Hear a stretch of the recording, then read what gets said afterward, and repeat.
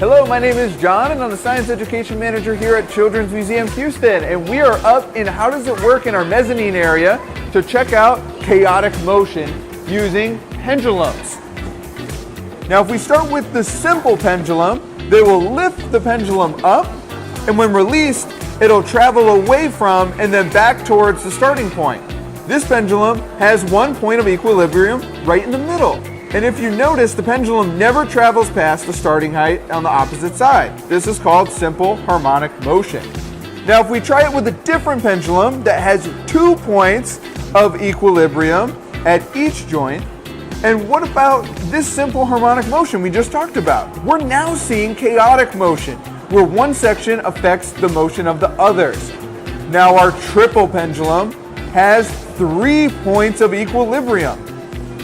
Now when we let that pendulum go, it will show lots of chaos in the motion.